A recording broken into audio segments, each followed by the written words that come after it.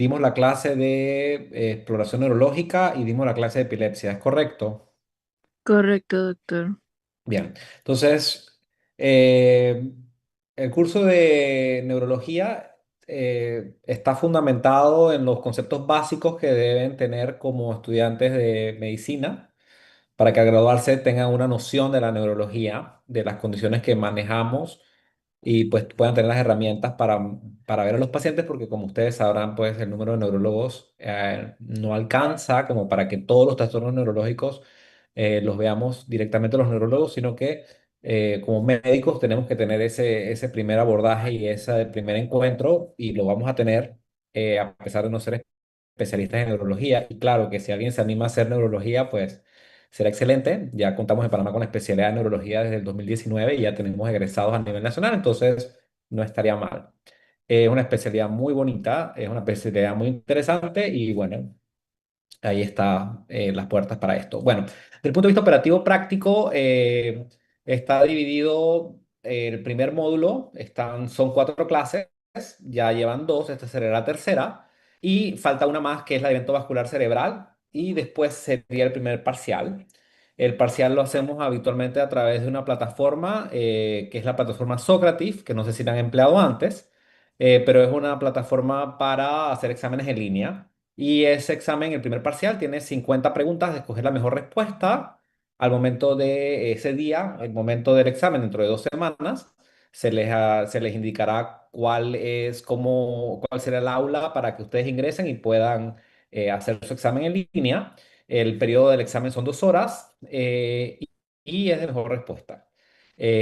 Cuando ingresan a esa plataforma es importante que para hacerlo de forma más correcta, que introduzcan su apellido separado después posteriormente su nombre. Por ejemplo, en mi caso sería Williams Ricardo y luego al lado el número de cédula. De manera que si lo hacen de esa forma, sin mayúsculas, o sea, con las mayúsculas habituales, es decir, Williams, la W en mayúscula, Williams, Ricardo, y luego el número de cédula. Por favor, no pongan mayúscula cerrada, por favor, sí mantengan el orden. ¿Y esto por qué ayuda? Ayuda para que al momento de terminar el curso, al momento de calificarlo, es mucho más rápido, porque el programa me los ordena alfabéticamente y así es, las calificaciones se pueden acceder mucho más rápido y ustedes tienen sus calificaciones de forma más oportuna, ¿no? Entonces, eso es importante. Muy probablemente estoy preguntando la próxima semana para ver si el doctor David Aguizola, que es otro colega neurólogo, nos dicta la clase de vascular cerebral. Si él no pudiera, pues yo lo dictaría, pero para que tengamos esto en claro, ¿no? Y ya después tenemos un segundo módulo.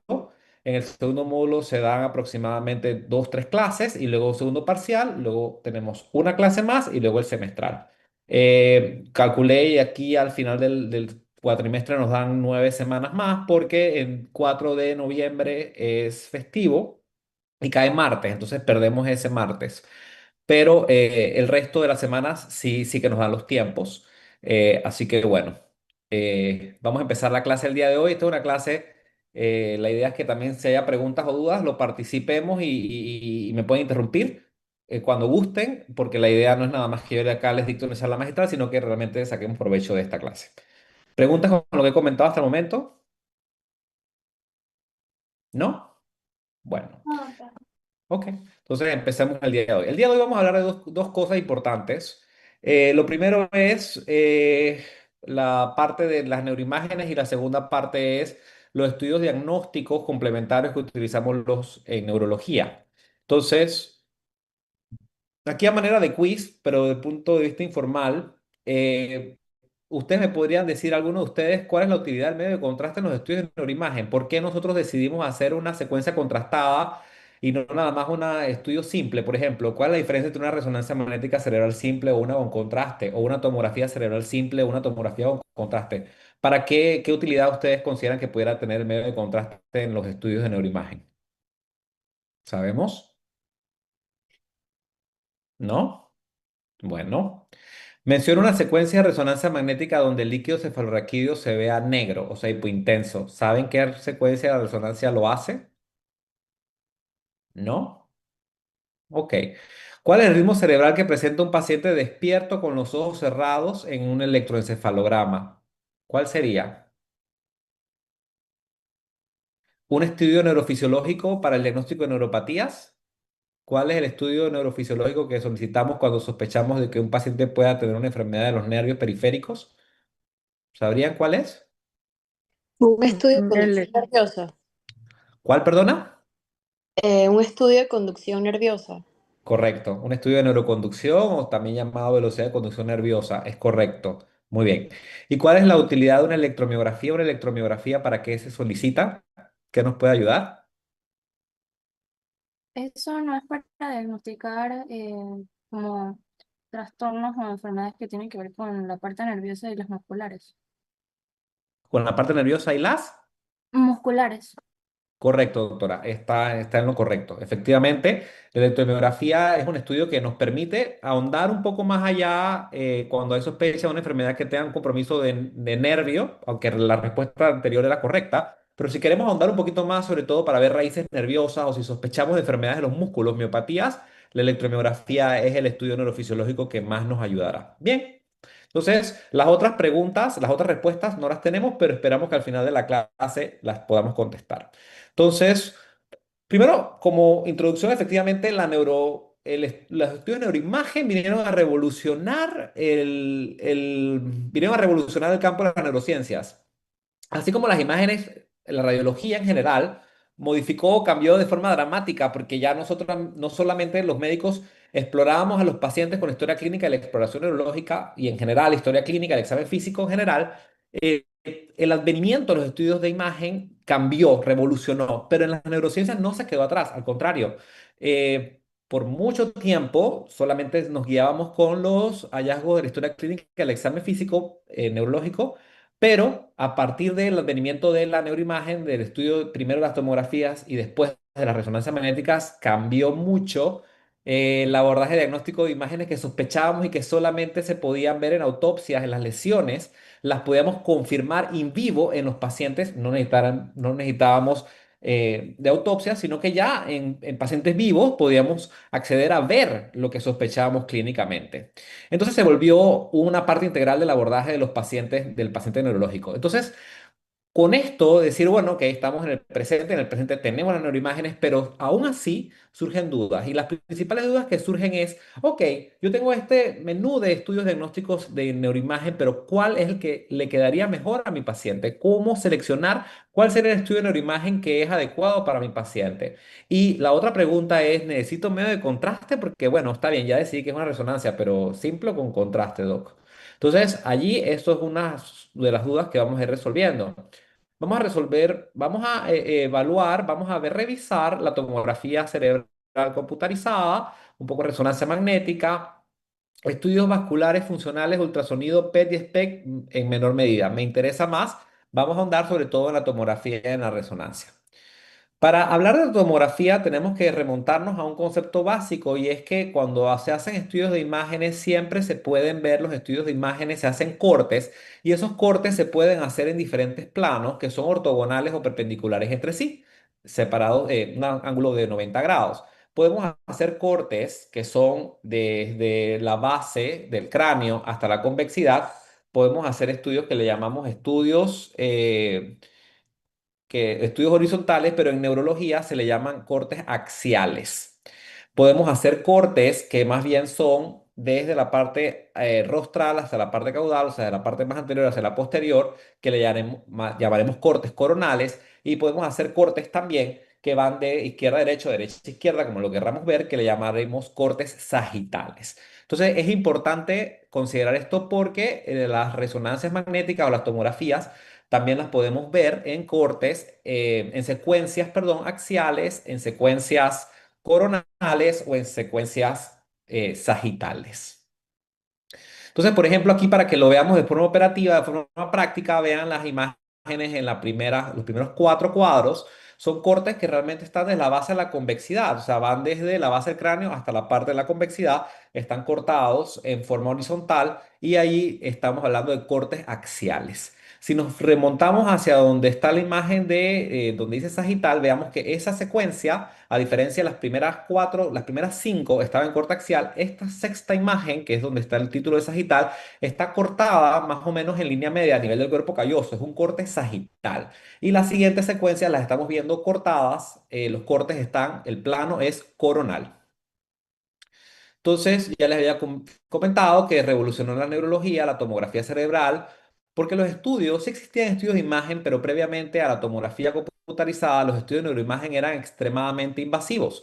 Había que, tardaban horas, al paciente se le ponían mucho medio de contraste o incluso se insuflaba aire en el sistema nervioso para poder luego ver estas imágenes. Eran muy, muy invasivos.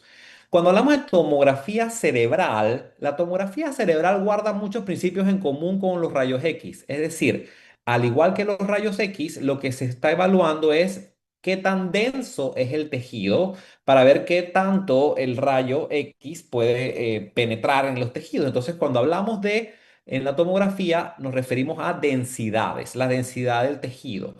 Por lo cual hablaremos de imágenes hipodensas cuando son negras, y son poca densidad, se van a ver negros, negras, hipodensas. Y cuando son de la densidad de los tejidos más marcadas, hablaremos de hiperdenso, se ve blanco. Ejemplo de esto, el hueso, ¿no? Es un tejido muy denso, entonces se va a llamar hiperdenso en la tomografía. ¿En qué se diferencia entonces con los rayos X? Las similitudes que comparten la densidad, la imagen de la densidad, valor de la densidad, pero la diferencia es que en el rayo X, en la tomografía, el rayo lo que está haciendo es rotar alrededor del cráneo del paciente, por lo cual va a obtener múltiples imágenes. Y luego estas imágenes se van a reconstruir de forma digital en una computadora. Entonces, esa es la diferencia. Acá el rayo, si usa el principio de rayos X, evalúa densidad, pero acá el rayo rota. Por eso son tomografía axial computarizada y obtiene múltiples secuencias que luego de forma digital se reconstruyen. A pesar de las nuevas técnicas de imagen, a pesar de que existe la resonancia, angioresonancia, PET, SPECT, etcétera, sigue teniendo un papel muy preponderante, muy importante en la evaluación de un paciente neurológico. Pero ¿por qué sigue siendo importante si ya hay otras secuencias? Primero es que obtiene buenas imágenes, la tomografía cerebral obtiene buenas imágenes. La otra capacidad que tiene es que es rápido.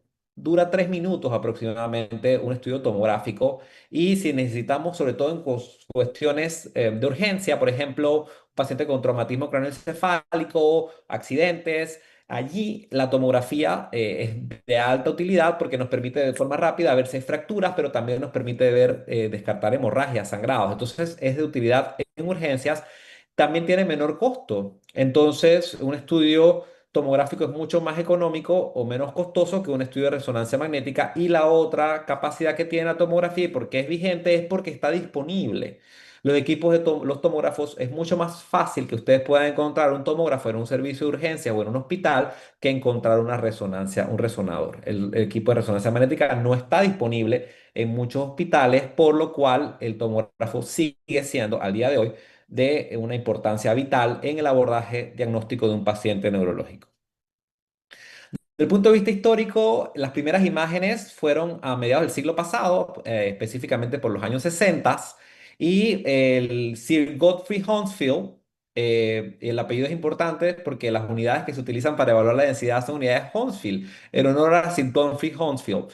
Y él se ganó el Premio Nobel de Medicina en el 79, o sea, 19 años después, casi llegando a los 80, se gana el Premio Nobel de Medicina justamente por el hallazgo del tomógrafo. Lo que encontró es que se podía adquirir imágenes de estructuras internas a través del principio de rayos X y podía hacer mediciones corporales. La temporalidad, el tiempo que tardaba el paciente en el tomógrafo fue reduciéndose de una forma impresionante. Fíjense que por allá, por los años 70, en el 73 particularmente, que es donde surge el primer tomógrafo, los primeros estudios tardaban 9 horas. El paciente tenía que estar 9 horas dentro del tomógrafo para conseguir una imagen de tomografía. Luego esos tiempos se fueron acortando a 10 minutos y en el presente una tomografía cerebral tarda menos de 3 minutos para adquirirse las imágenes. Entonces fue avanzando mucho. Sí es cierto que existen nuevas modalidades utilizando los principios del tomógrafo como la angiotomografía, cuya utilidad radica en poder ver los vasos sanguíneos, como su nombre lo dice, angiotomografía, hace reconstrucciones de los vasos sanguíneos intracraneales con una precisión muy buena. Entonces está el angiotomógrafo. También tenemos tomógrafos que logran hacer reconstrucciones, las reconstrucciones 3D de las estructuras vasculares con la angiotomografía, perdón. Pero también puede haber estudios como el SPECT, que es un estudio de tomografía, pero que es más que estructural, es un estudio más bien funcional y que permite ver la perfusión de los tejidos. Entonces podríamos, a través de un tomógrafo, específicamente de un SPECT, poder ver la perfusión de los tejidos cerebrales. Entonces, les comentaba, no olviden el apellido Homefield porque las unidades Homefield son las unidades que utilizamos para expresar las densidades de los tejidos. Entonces, cuando un tejido es cero, es un tejido isodenso, se va a ver el color, se va a ver gris, y allí en esta densidad de tejidos tenemos el agua en general, ¿no? Y si es hiperdenso, o sea, las unidades Homefield que van hacia positivo desde 1 hasta 500, que es el tope, se van a ver blancas, se van a ver hiperdensas. ¿Y quién es hiperdenso? El calcio, que está en el hueso, pero también otros minerales se podrían ver hiperdensos. La sangre en forma aguda. eh, Se puede ver hiperdensa también. Y en el lado extremo contrario, tenemos las unidades Homefield hacia negativo, que es de -1 hasta -500, y allí se va a ver hipodenso, se va a ver hipodenso, y allí tenemos al aire. Entonces, si hay un neumoencéfalo, por ejemplo, aire que ha entrado al sistema nervioso, lo vamos a poder ver negro, hipodenso. Entonces, las unidades Homefield, a medida que aumenta la unidades Homefield hacia positivo, vamos a hablar de hiperdensidades, si está en neutros isodenso y si va a ser en negativos hipodenso, desde negro, gris a blancos, aire, líquido, calcio, otros minerales. ¿Ok? Entonces, aquí de forma práctica, vean cómo, por ejemplo, el hueso, que es la calota, es blanco, es totalmente hiperdenso, tiene unas unidades Hounsfield muy altas. El líquido cefalorraquídeo, en este caso puntual, se va a ver negro habitualmente, o sea, hipodenso, y el parénquima cerebral tiende a verse de color gris, tiene una densidad media, es isodenso. La sustancia blanca, la sustancia gris que está en la corteza y en los núcleos de la base, se va a ver de un color gris claro. Y la sustancia blanca, que son todos los axones que salen de los cuerpos neuronales, que como comentamos, forman la sustancia gris y que están en la corteza, en los núcleos de la base, bueno, la sustancia blanca, que son esos axones, se va a ver de un color gris más oscuro. Entonces, eh, se va a ver sí, se va a ver isodenso, pero un poquito más oscuro. Las tomografías las podemos ver en diferentes, también podemos cambiar la ventana que le llamamos. Si nosotros queremos ver, porque recuerden que esto es una reconstrucción digital, podemos cambiar las ventanas y si podemos hacer una ventana de parénquima cerebral y podemos ver el tejido encefálico como en la imagen de la izquierda, pero si nosotros estamos más interesados en ver estructuras óseas, podemos cambiar una ventana ósea para poder, por ejemplo, ver fracturas, ¿no? Entonces, a la izquierda y a la derecha estamos viendo una misma imagen tomográfica, pero en diferentes ventanas. Una ventana de parénquima cerebral y a la derecha una ventana ósea. Esto acá es, cuando se hace una tomografía, lo primero es que se hace un scouting, que es para buscar todos los cortes que se le van a hacer al paciente y nos da una imagen inicial. Y luego entonces se va a hacer, por ejemplo, acá estamos viendo una tomografía en un corte. ¿En qué corte es este? Es una tomografía, pero ¿qué corte es ese? ¿Es sagital, es axial, es coronal? ¿Qué dirán ustedes que puede ser ese corte? Coronal, ¿Cuál? coronal. No, no, no es coronal. Este es axial, ¿ok? Esto está cortado de la base de la convexidad. Si nosotros vamos a ver acá, esto aquí es el tallo encefálico y acá está un poquito, se comienza a vislumbrar un poquito el cerebelo, aquí están los polos del temporal y aquí está el lóbulo frontal. Lo que pasa es que lo estamos viendo de abajo hacia arriba en cortes axiales. Y este también es un corte axial, solamente que estamos un poquito más arriba. O sea, es como si yo estuviera acostado con mis pies hacia ustedes y me estuvieran cortando de abajo hacia arriba. Entonces, aquí son cortes coronal. Esto es un corte, perdón, un corte axial, disculpen.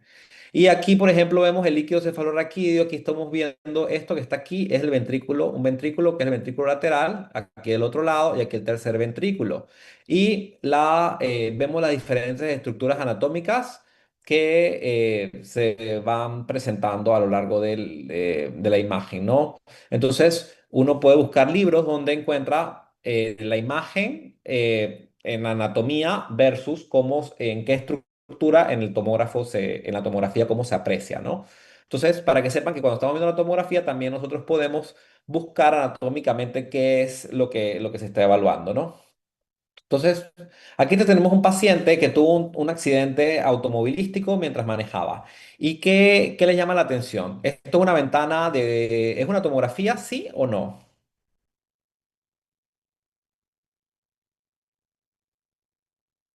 Sí, ¿no? Sí, Sí. ¿Y esto es un corte axial o es un corte coronal o es un corte sagital? Axial. axial, Eso. ¿Y esto es una ventana ósea o esto es una ventana de parénquima cerebral? o sea, Correcto. Es una ventana ósea. Entonces aquí fíjense cómo en la ventana ósea se ve que hay una pérdida de la continuidad del hueso. Así que en este contexto nosotros podemos a través de un tomógrafo ver que hay una fractura, ¿no? Una fractura craneal. Entonces, acá también la tomografía en urgencias, vimos lo del cómo servía para el hueso, pero también, por ejemplo, si queremos ver en un accidente, un traumatismo, un hematoma, en la tomografía útil, porque es barata, porque está disponible, porque es rápida, menos de 3 minutos, está buenísimo, y nos permite ver la sangre muy rápido. Entonces, aquí tenemos dos imágenes. Esta imagen que está a la izquierda se forma, esta imagen que se llama como de vidrio, de reloj, perdón, de reloj biconvexo que en realidad es un hematoma, sí, pero es un hematoma epidural. Y en cambio, esto que está acá, que es también, si lo ven, hiperdenso, que también es sangre, pero que va siguiendo un poquito como que se va acomodando, como cubriendo al cerebro, sino allí se acomoda como a los surcos, se mete entre los surcos, lo abraza. Allí entonces es un hematoma más bien subdural. Fíjense la diferencia acá, esto como que está afuera, está en el espacio epidural y empuja, pero acá se va como que se acomoda, pero también está haciendo un efecto de masa, porque fíjense acá como la línea media se ve que los ventrículos no están en línea media, sino que están siendo desplazados, están siendo empujados en forma contralateral, porque aquí hay un sangrado. Entonces, fíjense cómo con una tomografía yo puedo evaluar si hay un hematoma, pero también puedo saber si hay un hematoma, si es epidural, incluso si es subdural, y también puedo ver datos de herniación, si hay un desplazamiento de las estructuras de la línea media, y todo eso con un estudio de menos de 3 minutos, muy rápido. Entonces, también podemos ver hemorragias en otras zonas. Por ejemplo, aquí vemos una hemorragia en el lóbulo temporal. Fíjense acá en el lóbulo temporal derecho, no se ve el parénquima isodenso, pero acá en el lóbulo temporal izquierdo, fíjense que se ve una zona hiperdensa. Y esto habla de un sangrado ahí a nivel del polo temporal. Y luego también tenemos acá esta otra imagen donde vemos una zona hiperdensa que puede ser un sangrado y que está localizada a nivel de los núcleos de la base. Cuando hablamos de sangrados a nivel del núcleo de la base, también nos da otra información muy rápida y es que cuáles son las condiciones médicas que ocasionan sangrados en núcleos de la base. Y la respuesta uno la piensa y más que memorizarla es entenderla. Generalmente nosotros tenemos arterias grandes y arterias pequeñas y las arterias pequeñas son las que están localizadas irrigando las partes más profundas del cerebro, particularmente núcleos de la base en el tallo cerebral o en el cerebelo. Son estructuras muy pequeñas, ¿verdad? Estas arterias muy pequeñas. ¿Quiénes son las primeras que se podrían romper una arteria grande o una arteria pequeña? ¿Qué pensarían ustedes? Si yo tengo una presión alta, ¿quién rompe primero? ¿Quién se rompe primero? ¿Una arteria grande o una pequeña? Una pequeña. pequeña. Pequeño. Correcto. Entonces, si yo veo un sangrado en núcleo de la base o en tallo cerebral o la veo en el cerebelo, ¿qué pensaría? ¿Cuál puede ser la etiología que ocasionó esa ruptura, ese sangrado? ¿Qué pensarían ustedes? Hipertensión.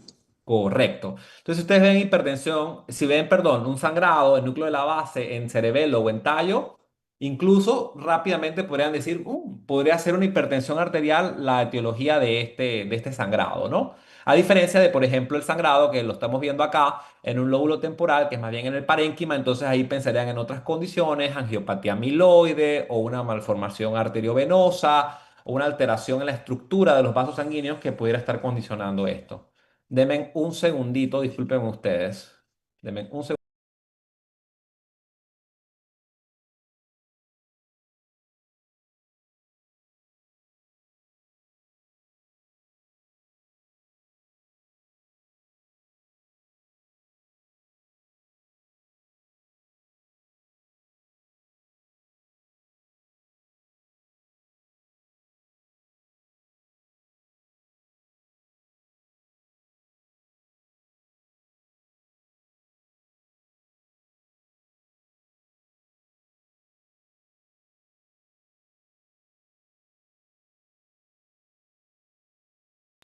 Bueno, entonces sí, esas sangrados en esas zonas pensaríamos en hipertensión arterial, ¿ok? Y la otra, podríamos pensar en otras causas. Aquí un hematoma, con el paso del tiempo, fíjense cómo inicialmente se veía hiperdenso el sangrado, pero con el paso del tiempo, esa sangre va pasando por diferentes productos de degradación y de ser muy hiperdenso pasa a isodenso, eventualmente a hipodenso. Entonces, no solamente podemos ver la localización, podemos incluso saber si es epidural, si es subdural, si es de núcleos de la base o más bien parenquimatoso, sino que también podemos pensar en la etiología, por ejemplo, en hipertensión arterial, las localizaciones que le comenté, pero también nos da un poquito de temporalidad porque va pasando de hiperdenso a isodenso a hipodenso. Entonces, lo que les comentaba de los tiempos del sangrado, cuando es agudo, menos de una semana, se va a ver hiperdenso, se va a ver blanco, como lo vimos. Cuando pasan varias semanas, se va a ver isodenso, pero cuando es crónico, se tiende a ver oscuro, se tiende a ver hipodenso. Ok, entonces la pregunta del quiz que no pudimos contestar, pero que ahora lo vamos a entender, es el contraste. La utilidad principal del contraste no es la primera respuesta que está ahí en la línea, no es tanto para ver las estructuras vasculares. Ojo, sí permite ver las estructuras vasculares, sí que es, sí que lo permite, pero no es lo principal. ¿Por qué? Porque hay otros estudios de imagen que permiten ver las estructuras vasculares con una mejor definición, que son los estudios angio, angiotomografía, angioresonancia. Si lo que yo estoy buscando es ver en detalle una reconstrucción en tercera dimensión de los vasos sanguíneos, yo preferiré solicitar una angiotomografía o una angioresonancia.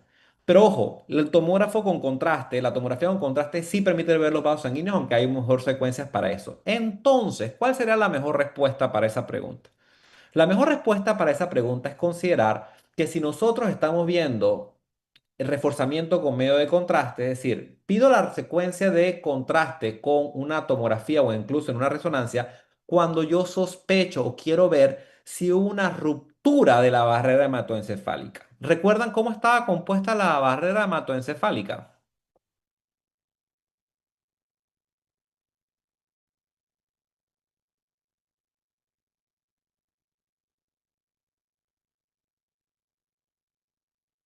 ¿No? Ok. Bueno, la barrera hematoencefálica estaba compuesta por el endotelio vascular y en ese endotelio vascular quedaban algunas aperturas y entonces pues no había barrera. Pero entonces, ¿cómo se cierra esa apertura que tiene el endotelio vascular? Se cierra porque los astrocitos tienen unas estructuras que se llaman podocitos, que son como los pies y sellan esas estructuras. Entonces se forma, la barrera hematoencefálica está compuesta principalmente por el endotelio, pero también por los podocitos de los astrocitos que sellan esto. ¿Qué ocurre? El sistema nervioso es un sistema de santuario, significa que no todo puede penetrar al sistema nervioso, es decir, la circulación del sistema nervioso está, a ver, cuando yo pongo contraste en una vena, yo no esperaría que ese medio de contraste llegara al sistema nervioso. ¿Por qué? Porque el contraste es una sustancia muy grande y para que pueda entrar y que yo lo vea en un estudio tomográfico en el sistema nervioso donde no debe haber entrado, significaría que hubo una ruptura de esa barrera hematoencefálica. Se perdió la permeabilidad de la barrera hematoencefálica, se volvió permeable la barrera hematoencefálica. Entonces, la principal indicación de solicitar un estudio con contraste es si nosotros sospechamos de que algo condicionó una ruptura de esa barrera hematoencefálica. ¿Y qué cosas pueden ocasionar una ruptura de la barrera hematoencefálica? Eh, Procesos infecciosos, inflamatorios, por ejemplo, tumores, abscesos o alguna lesión desmielizante tipo esclerosis múltiple donde hay una lesión activa y en ese momento hay una inflamación activa en el sistema nervioso que rompe la barrera. Para eso pedimos el medio de contraste. Si nosotros sospechamos de una inflamación de las meninges, para eso pedimos un estudio contrastado. Entonces, también podemos, si queremos ver aneurisma, disecciones, pues sí, o sea, también nos puede ayudar para los vasos sanguíneos, pero lo principal es para buscar ruptura de la barrera hematoencefálica en tumores, en abscesos, en meningitis, ¿ok? Así que para eso pedimos el contraste, para buscar lugar donde se alteró la barrera hematoencefálica a causa de inflamación. Entonces, bueno, los tipos de medios de contraste se dividen en dos tipos clásicos, los iónicos y los no iónicos. Los iónicos son más económicos, arrastran mucha agua y los no iónicos son más costosos, pero tienen una osmolaridad menor y producen menos alergia. Cuando nosotros aplicamos medio de contraste, puede haber reacciones al medio de contraste. Y hay dos tipos de reacciones al medio de contraste. Están las reacciones que le llamamos quimiotóxicas y las reacciones idiosincráticas. Las reacciones quimiotóxicas significa a mayor cantidad de contraste, mayor posibilidad de un efecto secundario. Pero también tenemos reacciones idiosincráticas que indican que no es necesariamente a consecuencia de la dosis de contraste que se administre, sino que de por sí podría ocurrir un efecto adverso, como por ejemplo aumento de crisis convulsiva o lo más frecuente que sospechamos y que tenemos que tener cuidado es un aumento, una retención de los azoados, un aumento en la falla renal, una descompensación de la función renal. Por lo cual, por ejemplo, si el paciente tiene una creatinina menor de 1,5, la posibilidad de que tenga una complicación con el medio de contraste de la tomografía es menos de 1%. Pero si en cambio tiene una creatinina elevadísima, como 4,5 más, uno de cada tres pacientes puede tener una complicación adicional. Entonces, sí, sí va a ser muy importante cuando apliquemos medio de contraste en la tomografía que estemos muy pendientes de cómo está la función renal del paciente. También aquí, justamente factores de riesgo para falla renal, si el paciente ha tenido complicaciones previas al medio de contraste, si es un paciente diabético, que de por sí la diabetes hace que tenga pueda tener mayor riesgo de enfermedad, de nefropatía diabética, un problema en los riñones por consecuencia de la diabetes, cuidado con le ponemos medio de contraste, si es un paciente muy pequeño o un paciente añoso, si su función renal no está adecuada, su creatinina está elevada, si tiene historia de asma o reacciones alérgicas al medio de contraste, cuidado. Pero existen otras reacciones idiosincráticas que son infrecuentes, como por ejemplo náusea, hipotensión, eritema, rash, urticaria y en casos extremos incluso anafilaxis. Entonces, bien, ahí está la tabla, pero yo les quisiera preguntar, si nosotros tenemos un paciente que sospechamos de un trauma craneoencefálico, ¿qué solicitaríamos? ¿Tomografía o resonancia? ¿Qué pedirían primero? Tomografía.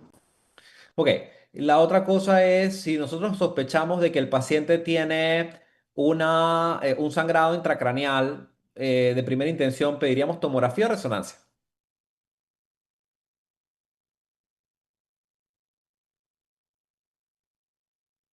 ¿Resonancia? Mm-mm. Nope, pediríamos tomografía. ¿Por qué pediríamos tomografía? Porque el sangrado en agudo, en activo, inmediato, lo vamos a ver mejor en un tomógrafo que en una resonancia. Si nosotros ya queremos determinar más cosas más detalladas de ese sangrado más crónico, pero queremos ver algunas otras cosas, ahí de pronto la resonancia pudiera ser debatible. Pero el sangrado agudo, mejor la tomografía que la resonancia, siempre, ¿ok? Sangrado agudo. Si nosotros tenemos un paciente que queremos ver una lesión en el tallo cerebral, una lesión a nivel de el cerebelo o de el tallo, del puente, por ejemplo, ¿pediríamos tomografía o resonancia?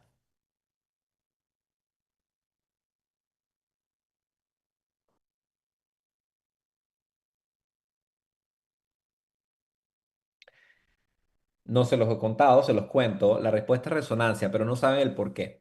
La tomografía es muy buena, pero ¿cómo trabaja la tomografía? A través de rayos X. ¿Y qué pasa? Que en el tallo cerebral, las estructuras del tallo están muy cubiertas por hueso. Entonces es más difícil poder ver de forma correcta el tallo. Entonces el tallo cerebral no es fiable. La evaluación de fosa posterior en una tomografía no es fiable en un estudio tomográfico. Si nosotros queremos estar seguros de lo que está pasando en el tallo cerebral, tendremos que pedir una resonancia magnética, ¿sí? O sea, lo podemos pedir de primera intención la tomografía, pero si nosotros sospechamos que hay una lesión en fosa posterior, ya sea en el cerebelo o en el tallo, nosotros necesitamos hacer una resonancia para estar seguros, ¿ok? Entonces la respuesta es resonancia. Si yo tengo una sospecha de que el paciente ha tenido, si tengo por tema de costos, ¿es una tomografía o una resonancia? ¿Qué es mejor? Por tema de costos. Tomografía. Y por disponibilidad También tomografía. y por tiempo. Tomografía. Correcto. Y si yo quiero ver una lesión muy pequeña a nivel, por ejemplo, yo sospecho de esclerosis múltiple y quiero ver lesiones muy pequeñas a nivel de sustancia blanca, ¿pido tomografía o resonancia magnética? Pequeñas, muy pequeñas. ¿Qué resonancia? Cor- Resonancia. Correcto, es resonancia magnética. Esa resonancia magnética de esclerosis múltiple la pedirían con contraste o sin contraste. Sin contraste. ¿Sí? ¿Sin contraste? Con contraste. ¿Por qué con contraste?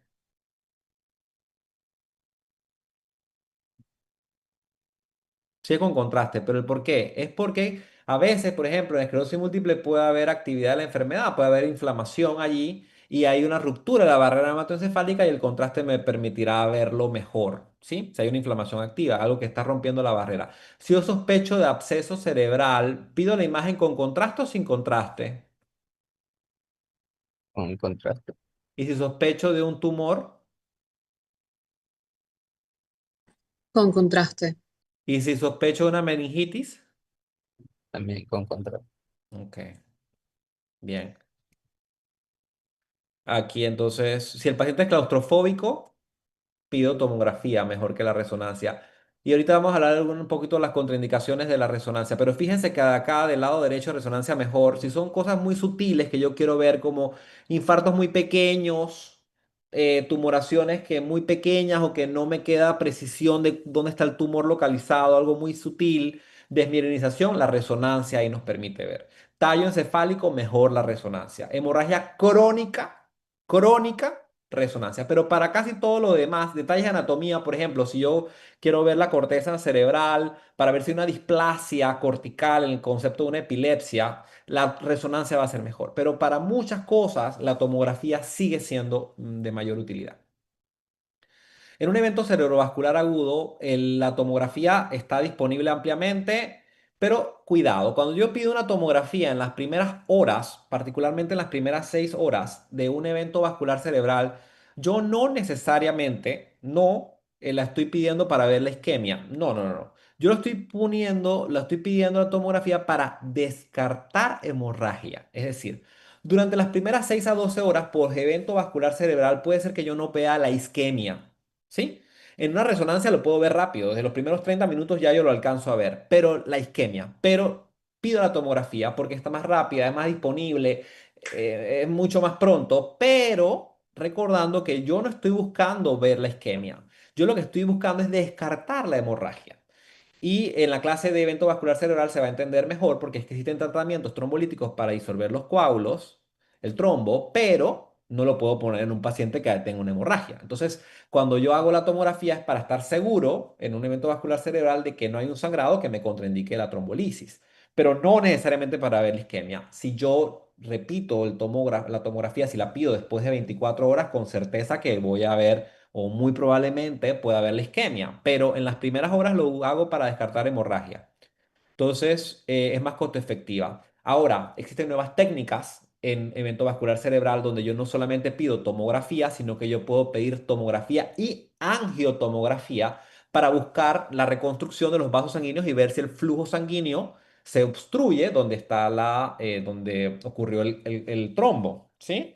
Entonces, yo puedo pedir angiotomografía y ahí más allá yo puedo pedir imágenes dinámicas que le llamamos como perfucat o perfutomografía, donde yo puedo ver no solamente la estructura, sino también puedo ver si está perfundido un tejido o no. Entonces, tradicionalmente la tomografía para descartar hemorragia, pero en esta época las pedimos tomografía, pero podemos pedir tomografía y angiotomografía, incluso una perfutomografía si es que tenemos un software que nos permita ver perfusión. Y cada vez con más frecuencia tenemos en los hospitales estos estudios estudios dinámicos donde podemos ver no solamente la estructura, sino que también podemos ver la perfusión.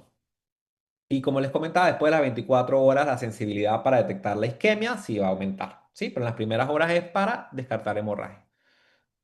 Ok, pero ojo, no es que no se pueda ver algo de isquemia. Hay algunos datos indirectos que podrían hacer sospechar en las primeras horas, que no se puede ver con claridad, pero que hay algunos datos indirectos que sí nos servirían para pensar que sí pudo haber una isquemia. Por ejemplo, se puede haber una hipodensidad en un tercio más del territorio de una arteria principal, que es la arteria cerebral media, o en un núcleo que es del tallo, del núcleo de la base del cráneo, que es el núcleo lentiforme se puede haber hipodenso. Recordamos que es el núcleo lentiforme.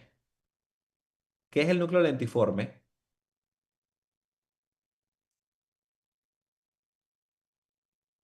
El núcleo lentiforme es la unión del putamen, el globo pálido externo y el globo pálido interno, ¿sí? Tiene una forma como de lenteja, según. A mí no me parece ninguna lenteja, pero bueno, así se llama, ¿no? Núcleo lentiforme puede tener una forma como lenteja y realmente es una combinación, es una unión del putamen, globo pálido externo y globo pálido interno. Y ese núcleo lentiforme se puede ver un poco hipodenso. Se pueden borrar los surcos, entonces ya no se ven con definición los surcos corticales o se puede ver un signo que es importante que se llama signo de la arteria cerebral media hiperdensa. Entonces, bueno, aquí hay algunos estudios, algunas imágenes, pero me interesa sobre todo que veamos el de la arteria cerebral media hiperdensa. Esto es un estudio tomográfico con un corte axial a nivel aquí está el mesencéfalo, y aquí vemos la arteria cerebral media del lado derecho y en el lado izquierdo no se verifica. Esto es una tomografía sin contraste, ojo. Pero ¿por qué se está viendo hiperdensa? Se está viendo hiperdensa porque como está una obstrucción en esta zona, ¿sí? Aquí hay un trombo, este flujo se mantiene, entonces la densidad del tejido aumenta, entonces se ve hiperdenso la arteria cerebral media, pero claro que de un solo lado y tendría que coincidir, es decir, yo tendría que ver una arteria cerebral media hiperdensa, una, no las dos, porque si fuera las dos podría ser placas de colesterol, aterosclerosis de las arterias, pero si yo veo una arteria cerebral media hiperdensa, por ejemplo, en este caso el lado derecho, y clínicamente hace sentido porque la focalización, la debilidad está del lado izquierdo, pues eso pudiera ser un dato de un síndrome de la arteria cerebral media hiperdensa que me daría una herramienta adicional para pensar que sí, que pudo haber un dato indirecto de isquemia, a pesar de que en las primeras horas en teoría no sirve para verse con precisión, pero bueno, este es un signo indirecto de forma temprana, que es el signo de la arteria cerebral media hiperdensa, que como les comentaba, unilateral y que generalmente tiene que tener una correlación clínica, tiene que hacer sentido. En un absceso cerebral, fíjense como una imagen tomográfica sin contraste y la misma imagen con contraste. Aquí desde la imagen sin contraste sí podemos ver que hay una lesión ocupante de espacio, aspecto, esto es una tomografía axial en un corte axial, una tomografía computarizada cerebral, un corte axial, y que estamos viendo que aquí del lado derecho podemos ver una imagen hipodensa redondeada. Pero además de eso, podemos ver también, si nosotros trazamos la línea media, que hay un desplazamiento de la línea media hacia el lado contrario. Porque aquí yo puedo ver un ventrículo lateral, pero del lado derecho yo no logro ver el ventrículo lateral. ¿Por qué? Porque hay algo que es una lesión hipodensa que tiene un halo más bien isodenso y luego es un halo más hipodenso alrededor. Entonces, cuando yo le aplico medio de contraste, oh sorpresa, vemos que se ve la pared de esta estructura. Entonces, ahí podremos entender que efectivamente esa imagen hipodensa es el centro, probablemente el centro necrótico de un absceso cerebral. Cuando yo veo que el medio de contraste está aquí bordeando totalmente, yo pienso que efectivamente hay una ruptura de la barrera hematocefálica alrededor de toda esta estructura, lo que me hace entender que esto pudiera ser un absceso cerebral. Hidrocefalia, también la tomografía nos permitiría ver el tamaño de los ventrículos. Recordamos cómo eran los ventrículos, por ejemplo, miren estos ventrículos, a pesar de que hay una lesión, pero este es el tamaño habitual. Y miren estos ventrículos cómo están totalmente dilatados. y están totalmente dilatados, hablamos entonces de sospechamos de hidrocefalia. Bien, ¿alguna pregunta con lo que acabo de comentar de la tomografía? El uso del contraste, las contraindicaciones, las indicaciones principales, en qué cosas no es tan bueno el tomógrafo. ¿Alguna pregunta con lo que hemos comentado? Por mi ¿No? parte, no, doctor. No, Ok. doctor. Bueno, entonces vamos a entrar a resonancia magnética. Primero, varios puntos operativos prácticos. Cuando hacemos una resonancia magnética, el paciente tiene que estar acostado, tiene que estar en decúbito supino y está puesto en decúbito supino y es una mesa. Aquí está el equipo, bueno, en mis manos, aquí está el tomógrafo y el paciente está puesto en una cama, en una mesa deslizante que se va a introducir a ese túnel. Entonces pasan varias cosas. Uno, si el paciente tiene un sobrepeso, es obeso mórbido, muchas veces la misma estructura de la camilla se bloquea y no permite que el paciente entre en el túnel. Entonces, el paciente con una obesidad extrema, no, el equipo del tomógrafo no permite que se desplace la camilla. No es porque no pueda caber, sí cabe, pero la misma mesa del instante se bloquea y no permiten entrar. El principio, desde el punto de vista de la tomografía, era principio de rayos X. Recuerdan que era que giraba alrededor del paciente y hablábamos de densidades. Acá no. Acá lo que hace es que tiene unos coils que vibran y estos coils al vibrar van a producir un sonido muy fuerte, por lo cual el paciente que está acostado se le ponen unos tapones o dispositivos, algunos headphones, pero sobre todo tapones, para tratar de evitar que ese ruido sea tan incómodo mientras está dentro de la resonancia magnética. Y una imagen puede tardar desde un minuto a varios minutos y un estudio completo de resonancia magnética tarda mínimo de 20 minutos y en promedio 40 a 45 minutos. Entonces vean la diferencia de tiempo desde estar 3 minutos hasta, o menos de 3 minutos hasta estar de 20 a 45 minutos por un estudio completo de resonancia magnética. También, desde el punto de vista práctico, la resonancia magnética trabajaría como un imán, por lo cual se le tienen que quitar todas las cosas metálicas que el paciente tenga. Y am, acá no hablamos de densidades, acá hablamos de intensidades. Y esto dependerá de la cantidad de agua y grasa que tenga un tejido. Entonces, aquí no hablaremos de hiperdenso, isodenso o hipodenso. Acá hablaremos de hiperintenso, isointenso o hipointenso. ¿Ok? Hiperintenso, brillante o blanco. Hipointenso se va a ver negro, oscuro. Aquí vemos también, esto es una resonancia magnética en un corte. ¿Qué corte es este de la resonancia? Axial, coronal, transversal, sagital, ¿cuál sería? Axial. Correcto, es una resonancia magnética cerebral en corte axial.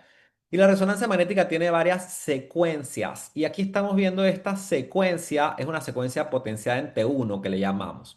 Si ustedes se fijan, es una secuencia anatómica maravillosa porque fíjense, recordamos la anatomía, aquí por ejemplo estamos viendo la ínsula de Rayleigh súper bonita, bien, de un lado y del otro, vemos los ventrículos laterales muy bien dibujados, vemos los surcos maravillosamente dibujados. Es para ver la estructura anatómica. Sé que es una secuencia T1 porque el líquido cefalorraquídeo que pasa por los ventrículos se ve hipointenso, se ve negro.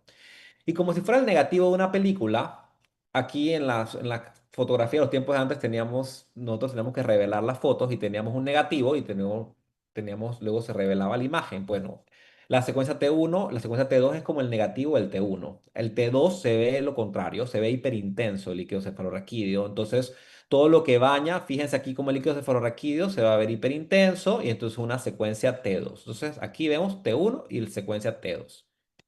Luego también tenemos otras secuencias que son más especiales, que son especiales, pero que, ojo, forman parte de la resonancia habitual, tampoco es que sean tan especiales.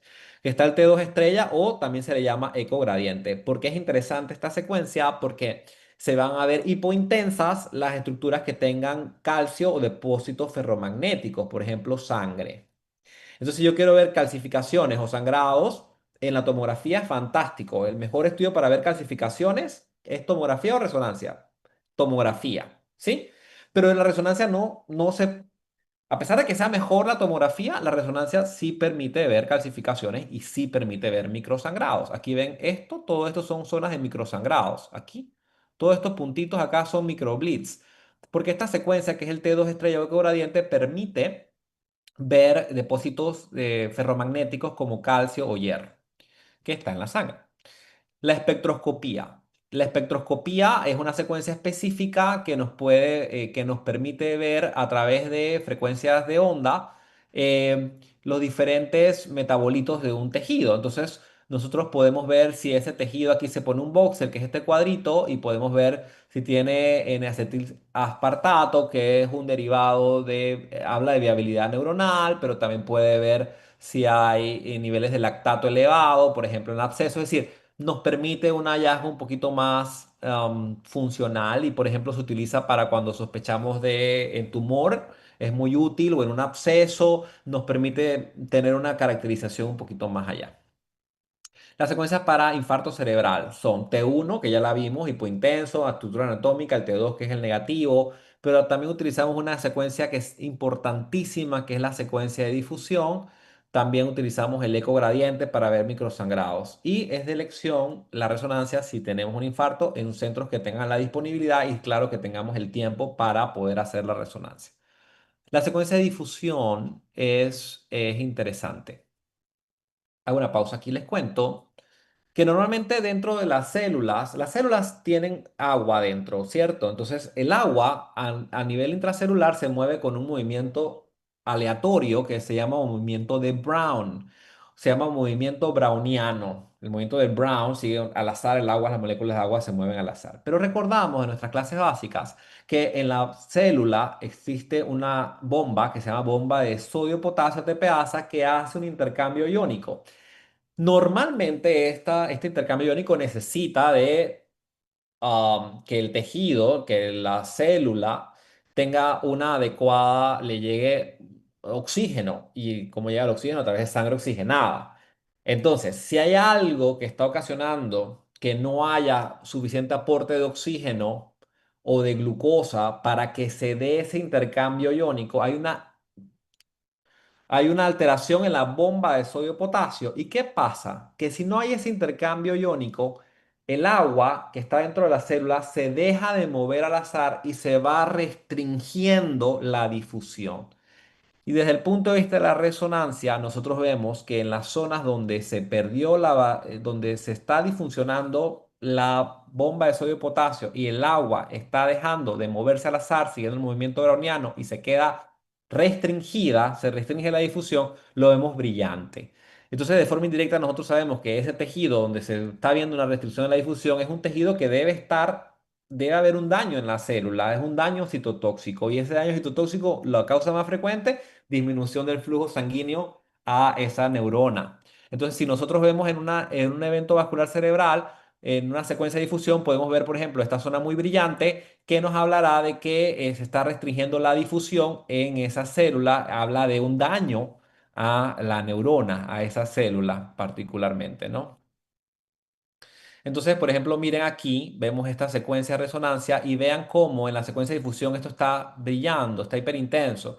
Pero también hay una secuencia que se llama de perfusión, que yo puedo ver el tejido perfundido, que acá vemos es un poco más extenso, y puede haber un mismatch, que es decir, mira, este tejido, lo que está en azul, no se está perfundiendo bien, pero este tejido que está en amarillo, en naranja, en ocre, ya ese es un tejido que está muerto, porque ahí hay isquemia, porque ahí ya hay daño a la estructura neuronal. Entonces, es importante, la difusión nos permite ver si hay un daño citotóxico, que generalmente se da en un evento vascular cerebral.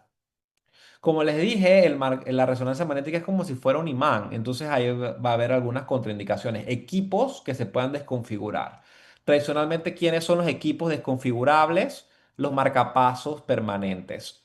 Tradicionalmente digo porque en esta época sí que es cierto que hay marcapasos que podrían entrar al resonador haciendo los ajustes previos, el cardiólogo hace los ajustes y con el radiólogo se pudiera hacer. Pero del punto de vista práctico y en recordar, los marcapasos no deberían entrar al resonador porque se pueden desconfigurar. Marcapasos permanentes. Desfibriladores implantables no los pueden introducir al resonador. Solo porque obviamente se puede desconfigurar el marcapaso resonador. Pero no todas las estructuras metálicas, no. A ver, estructuras, cosas que sí pudieran entrar al resonador. Válvulas cardíacas, ¿sí? Si el paciente tiene una válvula cardíaca mecánica, puede entrar. Si el paciente tiene un dispositivo, por ejemplo, si tiene una comunicación intraauricular y le ponen un dispositivo para ocluir esa comunicación intraauricular, puede entrar al resonador. Si tiene una trombosis venosa y tienen que colocarle un filtro de vena cava para que no llegue, por ejemplo, ese trombo al pulmón, puede entrar al resonador. Si el paciente se le hizo si tuvo un aneurisma intracerebral y hubo que ponerle un coil para sellar el aneurisma, puede entrar al resonador. El paciente tuvo infarto agudo del miocardio y le colocaron stents, ¿puede entrar al resonador? Sí, puede entrar al resonador. Tuvo una aneurisma periférico en la aorta abdominal y tiene stent, puede entrar al resonador. Entonces, no necesariamente todos los dispositivos no pueden entrar al resonador. Si se fijan, la mayor parte sí pudieran entrar. ¿Quiénes nunca? El marcapasos, nunca. Marcapasos permanentes y desfibriladores implantables. ¿Ok? Otras contraindicaciones. No se puede hacer ningún estudio de imagen. A ver, eso en medicina es clásico y es una pregunta básica. Siempre lo preguntan en los exámenes y le ponen un caso de un paciente que está muy grave en urgencias y le preguntan qué es lo primero que tienen que hacer. Y entonces dicen, hágale una resonancia. Y el otro dice, véale la respiración. Y el otro dice, véale la circulación. Y es que uno no puede movilizar a un paciente hacia un estudio de imagen si el paciente está inestable, imagen que sea. Ahora, imagínense que yo les diga, vaya y haga la resonancia a ese paciente. Espérate. O sea, a ver, aguanta, doc. Ese estudio tarda entre 20 y 45 minutos. Tú me vas a decir que yo voy a meter un paciente, lo voy a movilizar primero, tengo que estabilizarlo, y lo voy a meter en un resonador donde se me puede morir allá adentro porque puede entrar en un paro o lo que sea, y yo simplemente lo dejé inestable dentro del resonador. Eso no se puede. Entonces, desde el punto de vista práctico, no se hacen estudios de imagen, no se moviliza al paciente inestable, hay que estabilizarlo primero antes de poder hacer el estudio de imagen, particularmente la resonancia magnética con más intención, ¿no? Si el paciente tiene falla renal, cuidado. Y aquí hago una pausa y es importante esto. Sabemos que tomografía con contraste en falla renal no es buena idea, pero en resonancia está contraindicado, contraindicado ponerle contraste a un paciente con enfermedad renal en resonancia. ¿Por qué? Porque el medio de contraste de la tomografía era yodo, ¿sí? Pero acá es gadolinio. ¿Y qué pasa si el paciente tiene falla renal y se le pone gadolinio? Ese gadolinio queda circulando de forma permanente y puede ocasionar una condición médica que gracias al cielo nunca he visto y espero jamás ver, que se llama fibrosis sistémica. El paciente comienza a fibrosar todos los tejidos de su cuerpo hasta morir.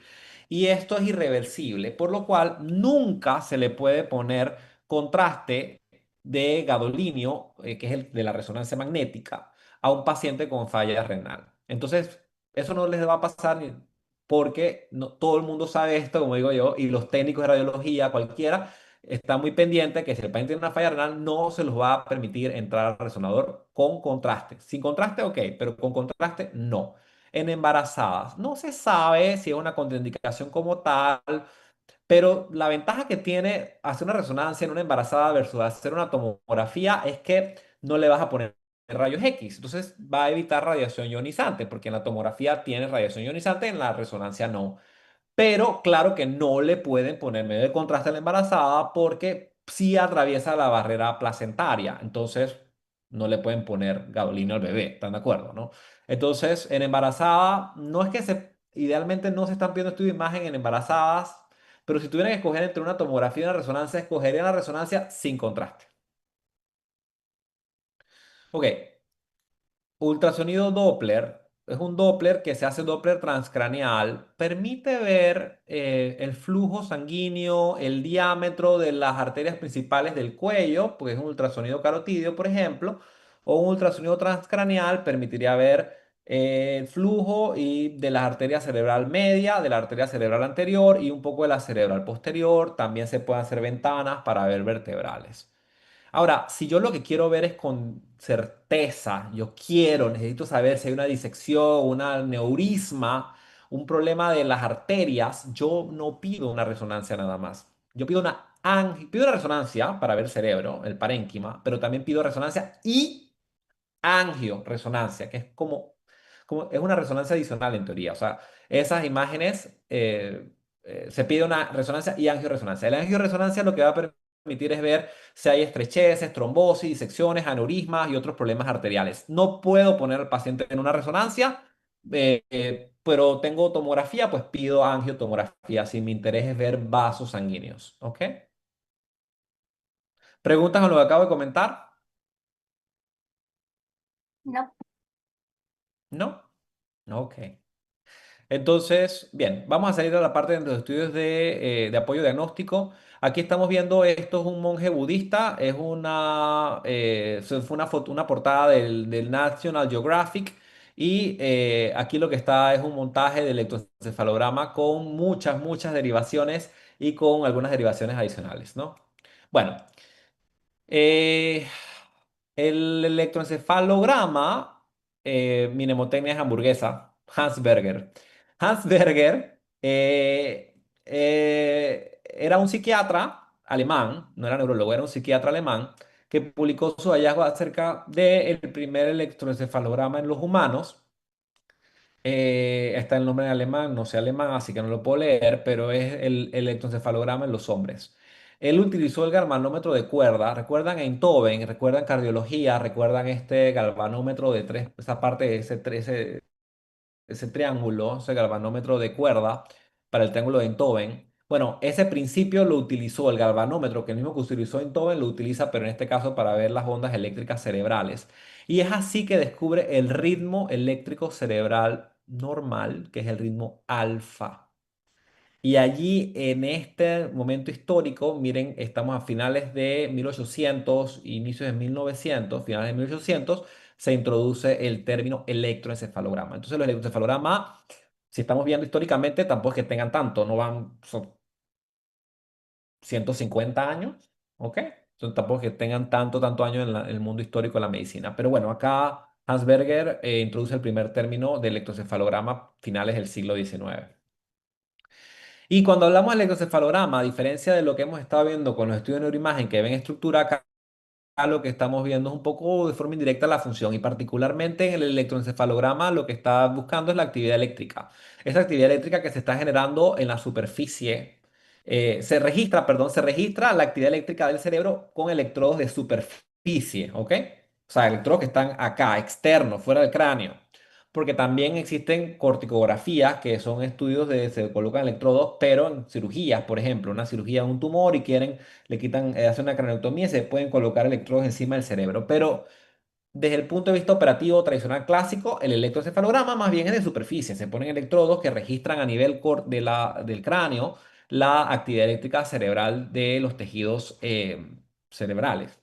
Y es la sumatoria, esta electricidad que se registra es una sumatoria de esos potenciales posinápticos, excitadores e inhibidores. Hay una mezcla de potenciales eléctricos cuando las neuronas descargan, que son eh, excitadores y otros inhibidores. Y esta sumatoria da este potencial que es una combinación de esos potenciales sinápticos, excitadores e inhibidores, que es lo que se registra en el electroencefalograma de superficie.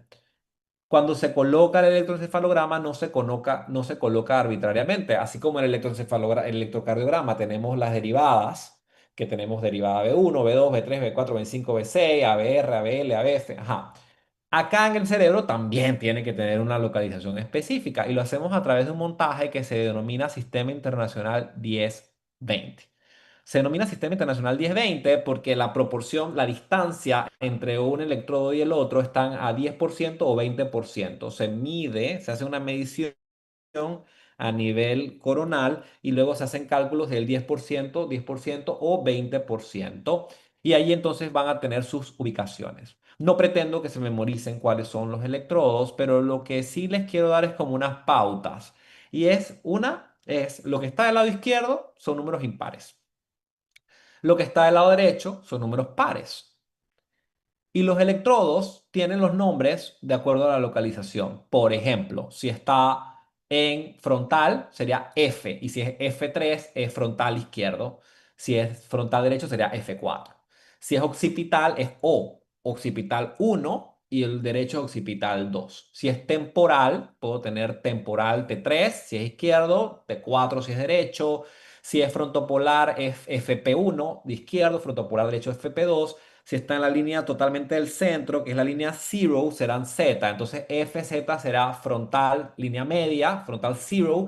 CZ es central zero y PZ es parietal zero. Entonces no está, digo, el lado izquierdo impar, el lado derecho par y las siglas que están adelante más o menos le indican dónde están colocados a nivel del cráneo porque es importante saber específicamente esa actividad eléctrica de dónde viene. Entonces, pues nada, hay algunos montajes estándares que nosotros haremos para determinar cuál es, cómo son los parámetros de registro. Habitualmente los pautaremos una sensibilidad de 7 microvoltios por milímetro, llevaremos una velocidad del registro de 30 milímetros por segundo y se colocarán filtros para que las ondas eléctricas que se registren sean las adecuadas, que generalmente el filtro más bajo es de 1 y el filtro alto que se pone para ver las ondas es de 70. Ok, entonces las ondas. Cuando yo hago un registro eléctrico, aquí nosotros necesitamos recordar principios rápidos, es las ondas cerebrales en un segundo, de acuerdo a la cantidad de ondas que yo registre entre raya y raya en un segundo, si serán ritmos delta, teta, alfa o beta. Hay una mnemotecnia que se llama D-TAP, tableta de vitamina D, D-TAP. Entonces, D, delta, T, teta, A, alfa, B, beta, D-TAP, tableta de vitamina D. Y la frecuencia es, si es menos de 4 segundos, es delta. Si es de 4 a 7 es teta. Si es de 8 a 12 es alfa. Y si son más de 13 ondas, será beta. Entonces, es la cantidad de ondas que se registran en un segundo. Las cuento. Entonces, delta, menos de 4, teta, de 4 a 7, alfa, de 8 a 12 y beta, arriba de 12, o sea, 13 o más. De 4 en 4, para hacerlo más sencillos. Y el ritmo eléctrico cerebral normal era delta, teta, alfa o beta. ¿Cuál creen que eran, chicos?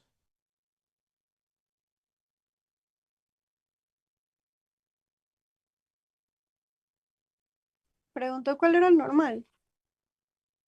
El alfa, ¿no? El alfa sí. Entonces, y alfa es de 8 a 12. Entonces, eso lo vio Enthoven, ¿se acuerdan? Enthoven, lo vio Hans Berger, que él registró el ritmo eléctrico cerebral normal. Pero para entender qué es el alfa, pues saber que existe delta, teta, alfa y beta. Si el paciente está, así como clínicamente puede estar como encefalópata, como lento, no procesar rápido, así mismo van a estar las ondas, van a ser menos cantidad de ondas. Entonces, delta es una encefalopatía muy profunda, teta es una encefalopatía más leve, alfa es lo normal, y beta, que son ritmos muy rápidos, se ven cuando el paciente utiliza benzodiazepina o si está muy ansioso. Bueno, el ritmo normal es el ritmo alfa, que es de 8 a 12, pero ojo. ¿Ese ritmo se registra en dónde? ¿En cualquier electrodo? No. Los ritmos alfa se registran en los electrodos occipitales, en los occipitales. Entonces ahí ya sabemos que están registrados en los occipitales. El paciente tiene que estar despierto o dormido. Es normal el alfa, pero el paciente tiene que estar despierto. Entonces lo estamos registrando en los occipitales y el paciente tiene que estar despierto. Los ojos están abiertos o cerrados. Los ojos están cerrados. El paciente tiene que tener, para poder ver ese ritmo eléctrico, el paciente tiene que estar despierto, sí, lo registramos en el occipital, pero sus ojos tienen que estar cerrados. ¿Para qué? Para que, recuerda dónde está la corteza visual, está en el occipital. Entonces, si yo tengo los ojos abiertos, yo estoy registrando información que está viniendo, eléctrica que está viniendo de mi vista, de la parte visual porque lo estoy registrando sobre el occipital, por lo cual el paciente tiene que estar despierto para que no se metan ritmos de sueño, lo registro en el occipital, pero tienen que estar los ojos cerrados para que no haya ningún estímulo externo y yo pueda registrar el ritmo normal del paciente. Eso siempre es pregunta de examen. Paciente, el ritmo alfa se registra en los occipitales, con el paciente despierto, con los ojos cerrados. ¿Aparece desde que nacemos? No. Aparece el ritmo alfa normal, aparece desde los 3 años de vida. Cuando hacemos el electroencefalograma podemos hacer maniobras que le llamamos maniobras de activación. ¿Eso para qué? Nos permite, si nosotros estamos buscando encontrar actividad eléctrica cerebral anormal, yo quiero estimular, o sea, buscar alguna maniobra que haga que esa actividad eléctrica que está escondida la pueda encontrar. Y ahí podemos usar varios tipos de maniobras de activación. Uno es la hiperventilación. Se le coloca al paciente su electroencefalograma, sus electrodos de superficie, siguiendo el montaje 10-20, se colocan los filtros de 1 a 70, la sensibilidad de 7 voltios por milímetro, la velocidad de 30. Ok, y lo tengo listo y empiezo el registro. Y el paciente primero con los ojos abiertos, luego con los ojos cerrados, tranquilo, en reposo. Y luego no encuentro nada y quiero ver si hay actividad eléctrica cerebral normal, lo pongo a hiperventilar. Como en la hiperventilación se le pide al paciente que respire por la nariz, expulse por la boca y lo hacemos por unos 2 a 3 minutos y vamos a ver si durante la hiperventilación se presenta actividad eléctrica cerebral normal. Eso es una maniobra de activación, la hiperventilación. Y la otra es el estímulo fótico. Hay una lámpara, que es una luz estroboscópica, que empieza dando flashes muy lentos, luego se hace una pausa, luego otra vez comienza a flashear un poco más rápido, pausa, y vamos aumentando la frecuencia de estímulo, de descarga del fotoestímulo, y luego para verificar durante ese trazo si hay actividad eléctrica cerebral anormal. Esa es otra maniobra de activación. Entonces, tenemos la hiperventilación, que interesantemente en las crisis de ausencia infantiles, que son los niños que quedan desconectados, no sé si lo habrán conversado en la clase anterior, que es muy infantil, de niños, que de pronto es el paciente se queda el niño en la escuela y se queda como ido y luego regresa, pero mientras estaba ido de pronto está haciendo algún movimiento con la boca como chupeteo, algún movimiento con la mano y está ido y luego regresa, generalmente niños de 8 a 12 años de edad. Este tipo de crisis se desencadena mucho con la hiperventilación. Entonces, el 80% de las epilepsias generalizadas, incluyendo las ausencias, se pueden desencadenar con hiperventilación. El estímulo fótico, lo que habíamos comentado, también puede ser otra maniobra de activación. Entonces, el electroencefalograma normal, la actividad eléctrica cerebral del adulto sano, con los ojos cerrados, despierto y en reposo, es la alfa posterior, porque es de los ritmos occipitales, y en el anterior está un beta. Entonces, en ritmo electrocefalográfico normal, paciente despierto, con los ojos cerrados, en reposo, es en los occipitales el alfa y en los anteriores el beta. Eso es lo normal. Entonces aquí para que veamos un montaje, cómo se ve finalmente el electroencefalograma. Esto es un montaje longitudinal doble banana, así le llamamos a la forma en que están acomodadas las, el montaje como está colocado. Y nosotros vemos aquí del lado izquierdo, fíjense por ejemplo, ¿qué es lo que está arriba a la izquierda? Arriba está, ok, aquí en esta zona, ven mi puntero, ¿esto aquí es el lado izquierdo o el lado derecho? Esta que estamos viendo acá. ¿Son izquierdas o derechas? Izquierdas. Correcto. ¿Y estas que están acá? Las derechas. Ok, ¿dónde vemos el ritmo alfa? En un paciente despierto con los ojos cerrados, porque ahí hay alfa. ¿Dónde está el paciente? ¿Dónde buscamos el alfa? El paciente tiene que estar despierto con los ojos cerrados. ¿Pero en qué canales se busca el alfa? Occipital. La occipital. ¿Y la occipital, la sigla cuál era? O Ujú. Entonces busquemos aquí. ¿Dónde está la O? Búsquemela ahí para ver. ¿Cuál canal tengo que ver? ¿Este? O el cuarto. El cuarto, me dijiste, doctora, ¿verdad?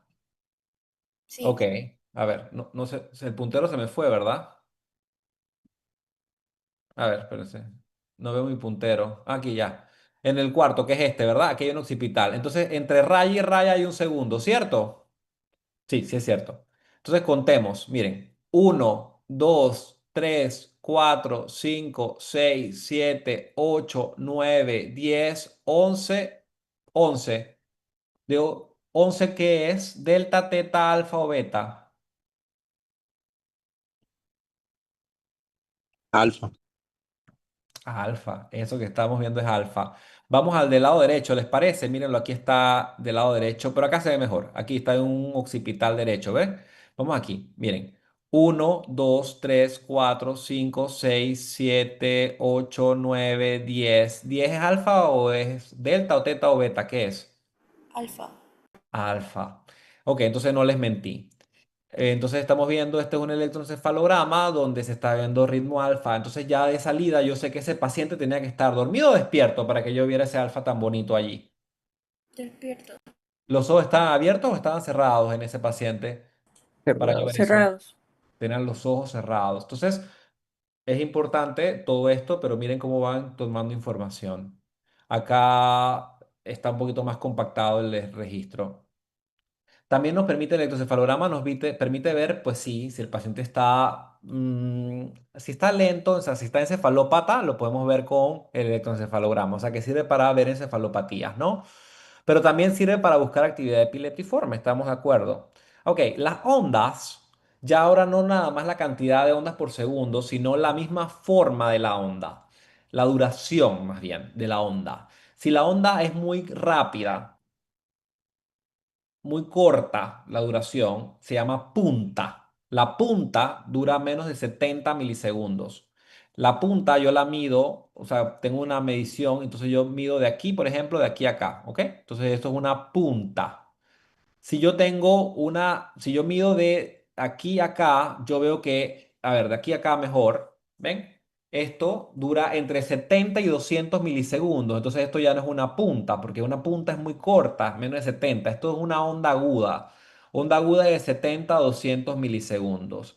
Y si yo lo que mido acá es más de 200 milisegundos, esto es una onda lenta. Yo tengo puntas, ondas agudas y ondas lentas. Las puntas menos de 70 milisegundos, las ondas agudas de 70 a 200 milisegundos y las ondas lentas más de 200. La actividad epileptiforme actualmente es bastante puntiforme, por lo cual es puntas y ondas agudas. Si yo veo puntas u ondas agudas, puede ser epileptiforme. La otra son combinaciones. Por ejemplo, si yo veo punta y onda lenta o punta onda aguda, esto también puede ser epileptiforme. Onda aguda, punta, punta onda aguda, punta onda lenta o polipunta. Entonces, si yo veo la onda lenta sola, no necesariamente, pero punta, onda aguda o combinaciones pueden ser epileptiformes. Entonces, eso es importante tenerlo en mente. ¿Alguna pregunta con lo que acabo de comentar?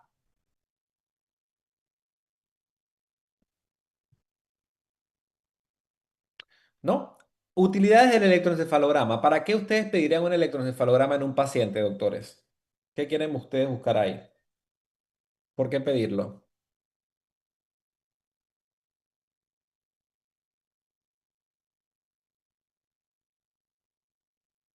¿Cuándo pedir un electroencefalograma? O sea, ¿qué quieren buscar ahí? ¿Para qué? ¿Qué condiciones médicas? En caso de que tenga un síndrome convulsivo. Epilepsia. Correcto, un síndrome epiléptico, una crisis epiléptica, en epilepsia, correcto. Pero ¿es nada más para eso? ¿No sirve para más nada?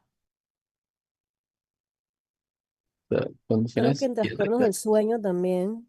Para trastorno del sueño podría servir, sí, pero generalmente tenemos más bien una polisomnografía en caso tal. Pero bueno, te la compro. Va, ¿qué más? ¿Para qué más? Epilepsia, lo principal, trastorno del sueño, nos podemos, debatible, pero la compro. ¿Qué más? Para encefalopatía, muchachos. Si el paciente está, por ejemplo, tiene una encefalopatía hepática o una encefalopatía urémica o no les queda claro porque el paciente está como encefalópata, ustedes no saben si es una encefalopatía nada más o tiene actividad eléctrica cerebral anormal, o sea, si hay algo de epilepsia involucrada en toda esta historia, para encefalopatía funciona muy bien. Y además, si sospechan de muerte encefálica, pudiera hacer un estudio adicional porque en muerte encefálica se ve plano, no se registra actividad eléctrica cerebral. Entonces, sirve también para eso, ¿no? Estado posparo cardiorrespiratorio, también es útil el electroencefalograma. Entonces, epilepsia, encefalopatías, estado posparo cardiorrespiratorio y muerte encefálica serían indicaciones muy útiles de solicitar un electroencefalograma. ¿Ok? Bueno, entonces vamos a pasar a otros estudios que son estudios neurofisiológicos también, que son los estudios neurofisiológicos que le llamamos periféricos. Y allí está el estudio de neuroconducción, que la doctora amablemente nos había comentado en la respuesta al quiz al principio de la clase. Y efectivamente eso es cierto. Cuando nosotros sospechamos de una neuropatía, debemos considerar solicitar un estudio de neuroconducción. De hecho, el estudio de neuroconducción se considera una extensión de la exploración neurológica, es decir, no se consideran como la mayor parte de los estudios diagnósticos un estudio complementario, no. En el caso de neuropatía, el estudio de neuroconducción se considera continuación, una extensión de la exploración neurológica. Miren la importancia. El estudio de neuroconducción consiste en hacer un registro, a ver, se da un estímulo eléctrico sobre un nervio y luego se registra la actividad eléctrica de ese nervio que estimulé. Se puede hacer de dos formas, registrando sobre el mismo nervio cuando es un nervio sensitivo o registrando sobre el músculo al que inerva ese nervio. Entonces, nosotros damos un estímulo eléctrico en un nervio y lo registramos sobre el mismo nervio en el caso de nervios sensitivos o sobre un músculo en el caso del nervio motor. Y nos va a dar información, se van a formar ondas. Estas ondas van a tener latencia, que es el tiempo desde que se da el estímulo hasta que comienza el inicio de la onda. Significa que eso se llama latencia. Luego también va a haber una amplitud, que es desde la base donde se comienza a formar la onda hasta el punto máximo, eso es la amplitud, y también se puede calcular la velocidad. ¿Ok? También puede haber duración de la onda y área, etcétera. Pero me interesa que se queden con estas tres cosas, con latencia, con amplitud y con velocidad. ¿Y por qué es importante? Porque cuando yo tengo un paciente con un daño a un nervio, a ver, el estudio de neuroconducción permite varias cosas. Uno, confirmar la sospecha de una neuropatía. Buenísimo. Pero también me permite saber si lo que está afectado son más los nervios motores o los nervios sensitivos o son los dos, nervios sensitivos y motores. Me va a decir también qué tan afectado está. ¿Es una afectación leve? ¿Es moderada? ¿Es una afección severa? Pero algo que no me puede permitir más nada que el estudio de neuroconducción, o sea, que exclusivamente el estudio de neuroconducción me va a dar esa respuesta, porque la clínica no me la va a dar, es saber si el daño al nervio es al axón o es a la mielina. Clínicamente no puedo saber si es un daño al axón o a la mielina, pero el estudio de neuroconducción de forma indirecta nos lo indica. Si yo veo una prolongación de la latencia, o sea, tarda más desde que se da el estímulo hasta que comienza la onda, una latencia aumentada, o la velocidad está más lenta la conducción, una latencia prolongada o una velocidad de conducción disminuida, enseguida tengo que pensar que se perdió mielina. Es una enfermedad desmielinizante del nervio. En cambio, si lo que yo veo es que la onda, la amplitud de la onda se hace más pequeña, yo pienso entonces que se han perdido axones, por lo cual esa onda se ha hecho más chica. Entonces nos ayuda también a distinguir entre si es una neuropatía desmielinizante o neuropatía axonal. Desmielinizante por la prolongación de la latencia o la disminución de la conducción, de la velocidad de conducción nerviosa, y axonal si la amplitud de la onda decrece. Entonces, miren qué importante es un estudio de neuroconducción. Existen valores que nosotros le llamamos valores normales, de acuerdo al nervio, si es sensitivo o si es motor, que ustedes no se necesitan memorizar, que cuando uno como neurofisiólogo, yo soy neurofisiólogo, cuando yo como neurofisiólogo interpreto un estudio, yo ya me lo sé de memoria, pero en general al principio lo tengo que tener unas tablas y yo verifico cuál es el tamaño esperado, la latencia, la velocidad, la amplitud de esa onda, para poder determinar si hay alguna alteración en latencia, en amplitud, en velocidad y así buscar patrón para luego hacer mi reporte. Si hay degeneración, daño axonal, es lo más frecuente, la amplitud está disminuida, pero las latencias y las velocidades están bien. En cambio, en patología desmielinizante se disminuye la velocidad de conducción nerviosa y se puede prolongar la latencia. ¿Alguna pregunta con lo que acabo de comentar? Ventaja del estudio de neuroconducción, entonces sabemos, uno, nos ayuda a confirmar, ¿se considera una extensión de la exploración neurológica? Sí. ¿Nos permite ayudar a distinguir si es una neuropatía sensitiva, motora o mixta? Sí. ¿Nos permite saber qué tan afectados están los nervios? También. ¿Nos permite saber si es axonal o desmielinizante? Sí. ¿Eso lo permite el estudio clínico? No, solo el estudio neurofisiológico, el estudio de neuroconducción, esa distinción entre axonal y desmielinizante. Y ya sabemos cuándo es axonal, si la amplitud se disminuye, O si es desmineralizante, la latencia se prolonga o la velocidad se disminuye. ¿Alguna pregunta? No. No, doctor. Ok, entonces tenemos esta prueba, ahora vamos a hablar de la prueba de estimulación repetitiva que también se le llama YOLI, ese es el otro nombre, YOLI, pero YOLI, prueba de YOLI no lo usamos tanto en la clínica, pero para que sepan si lo escuchan qué es esto. Es una prueba de estimulación repetitiva. La prueba de estimulación repetitiva nos permite saber cómo está la unión neuromuscular. Recordamos, la unión neuromuscular está formada por el axón de la membrana, el axón del nervio, o sea, el axón postsináptico. Y luego tenemos presináptico, perdón, el axón presináptico, y luego tenemos la hendidura sináptica, y luego tenemos el cuerpo neuronal no porque es un músculo, perdón.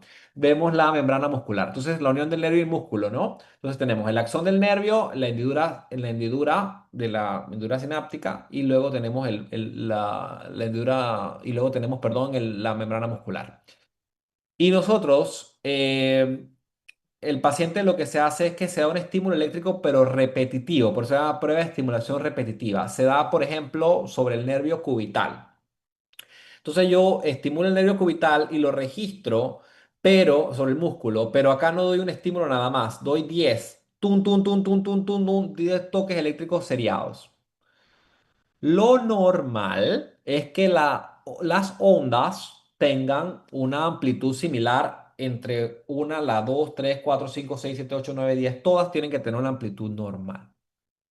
Pero ¿qué pasa si el paciente tiene una condición médica conocida como miastenia gravis, donde hay un fallo en esa unión neuromuscular, donde sí se liberan las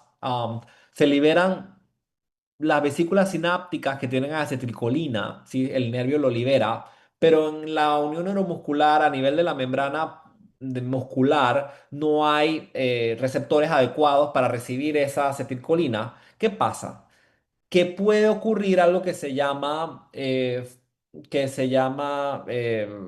una disminución de la amplitud del tren sináptico. Y esto se ve en el estudio de imagen, digo, se ve en el estudio neurofisiológico como una disminución de la amplitud de la cuarta onda con respecto a la primera. Es decir, las primeras ondas se forman uno, dos, tres, pero cuando llega el momento de la cuarta, tiene una caída de la amplitud que luego eventualmente recuperará. Pero esto no es esperado, no se debe, esto no es normal. Si yo comparo la cuarta onda contra la primera y yo veo que ha habido una caída de más del 10%, porque luego en México decían qué tanto es tantito, o sea, cuánto es, qué tanto es mucho, más del 10%. Si yo veo una caída de la cuarta onda versus las primeras más del 10%, yo sospecho de que efectivamente hay una miastenia gravis o un problema en la unión neuromuscular. Fíjense, bueno, acá no se ve, pero todas las ondas tienen el mismo tamaño. En cambio, en miastenia 1, 2, 3, 4. Cuando comparo la cuarta onda versus la primera, veo que la amplitud es más del 10% de caída. Eso es una sospecha de un problema de la unión neuromuscular. Por lo cual, cuando sospecho una enfermedad de unión neuromuscular, ejemplo, miastenia gravis, el estudio diagnóstico que tengo que solicitar es un estudio de prueba de estimulación repetitiva. Es el estudio neurofisiológico que solicitaré. Aquí lo que les comentaba, un decremento mayor del 10% en el cuarto estímulo con respecto al primero y hay una sensibilidad bastante alta, del 77% para diagnosticar un problema de la unión neuromuscular desde el punto de vista neurofisiológico. Luego tengo los potenciales evocados y tengo diferentes sabores de potenciales evocados somatosensoriales. Tengo el sabor somatosensorial, el sabor auditivo y el sabor visual. Es decir, los potenciales evocados, ¿qué tienen en común? Tienen en común que se le administra un estímulo al paciente y luego se hace un registro, que generalmente es un registro a nivel cortical. Entonces doy un estímulo y hago un registro a nivel cortical. Y dependiendo de lo que yo esté buscando, así mismo va a ser el estímulo. Por ejemplo, si lo que yo estoy buscando evaluar es la vía de los cordones posteriores. ¿Recuerdan? La vía de los cordones posteriores era esta vía en la cual teníamos la vibración y la propiocepción, que ascendía a través de los cordones posteriores en la médula espinal. ¿Se acuerdan? Los cordones posteriores de la médula espinal, que es fascículo de Gol, fascículo de Burda, que es el fascículo cuneiforme o cuneatus, que ascendían por la parte posterior de la médula y que luego a nivel del bulbo hacían un cruce a nivel del núcleo de Gol y de Burda y luego subían, iban hacia el tálamo y llegaban a la corteza. Entonces, yo administro para la vía somatosensorial un estímulo eléctrico a nivel del nervio, de los miembros inferiores a nivel del nervio tibial o en los miembros superiores al nivel del nervio cubital y yo voy a hacer un registro cortical, pero también puedo hacer un registro a lo largo del camino. Vamos a verlo acá. Yo registro a nivel cortical, pero yo también registro, por ejemplo, si yo quiero ver la vía de los cordones posteriores, desde empezando por los miembros inferiores, doy un estímulo en el nervio tibial, pero yo le puedo colocar electrodos de relevo en el camino. Le coloco un electrodo acá, detrás de en la fosa poplitea, y otro acá a nivel de la médula lumbar, de la columna lumbar. Y luego otra vez le pongo otro electrodo en la cervical y otro en la corteza. Y esto es como si yo le dijera a ustedes que yo quiero saber si un carro está tardándose en llegar a Chiriquí. Entonces, ¿yo qué hago? Yo mando el vehículo, o sea, le doy el estímulo, pero yo tengo allá en Chiriquí alguien que me está midiendo el tiempo y me dice, mira, el carro llegó. Ok, ¿en cuánto tiempo? En tanto tiempo. Ok, no hubo problema en la carretera, no hubo problema en la vía. Sin embargo, yo puedo poner puntos de relevo, yo puedo poner a alguien en la chorrera que me avise, oye, el carro acaba de pasar por acá, y luego pongo otro allá en Santiago y me dice, no, por acá no ha llegado, acaba de llegar. Entonces yo no solamente puedo ver la vía, sino que también puedo saber eléctricamente la guía dónde hay algún retraso. Esto, ¿para qué ustedes creen que puede servir un potencial de evocado somatosensorial entendiendo que es para la vía de los cordones posteriores? ¿Qué condición médica ustedes podrían ayudarse con unos potenciales evocados somatosensoriales? ¿Alguna idea? Guillain-Barré. En Guillain-Barré no tanto, porque el Guillain-Barré recuerden que es un problema de los nervios periféricos, ¿cierto? Entonces, para eso pedirían un estudio de neuroconducción. Pero ¿qué alguna otra cosa pudiera servir acá? ¿Para dónde más?